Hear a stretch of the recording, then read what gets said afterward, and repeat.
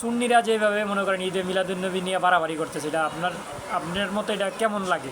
আসলে কি সুন্নিরা যা করতেছে তা কি ঠিক আছে, নাকি এরা যাদেরকে ওয়াহাবি বলে, যেমন কওমি আলেমদেরকে এরা ওয়াহাবি বলে, ওয়াহাবিরা যেভাবে বলতে চাইতেছে যে ঈদে মিলাদুন্নবী এইভাবে করলে এইটা ঠিক আছে, কিন্তু সুন্নিরা বলতেছে না, তারা যেটা করতেছে ওইটা ঠিক আছে, এতে আপনি কি বলেন?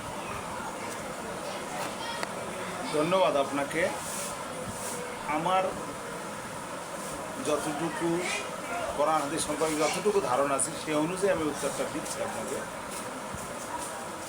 ঈদে মিলাদুন্নবী আল্লাহ রসুল সাল্লাল্লাহু আলাইহি ওয়াসাল্লামের জন্মদিন বা জন্মের খুশি।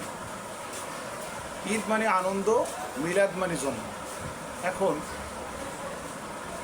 তারা যেই তারিখে উদযাপন করতেছে দিবসটি, এইটি আল্লাহ রসুল সাল্লাল্লাহু আলাইহি ওয়াসাল্লাম এই দিবস সম্পর্কে কিন্তু আল্লাহ রসুল সাল্লাল্লাহু আলাইহি ওয়াসাল্লাম যে জন্মগ্রহণ করছেন এই তারিখে আপনার সন্দেহ আছে, মতভেদ আছে, কিন্তু আল্লাহ রসুল সাল্লাল্লাহু আলাইহি ওয়াসাল্লাম যে ইন্তেকাল করছেন এটা সঠিক 100%। এখন আমরা যদি এই তারিখে করি তাইলে তো আল্লাহ রসুল সাল্লাল্লাহু আলাইহি ওয়াসাল্লাম যে ইন্তেকাল করছে সেই হিসাবে আমরা খুশি হচ্ছি, কিন্তু অ্যাকচুয়ালি তো আল্লাহ রসুল সাল্লাল্লাহু আলাইহি ওয়াসাল্লাম জন্ম গ্রহণ করছেন সেই হিসেবে আমরা খুশি হচ্ছি না।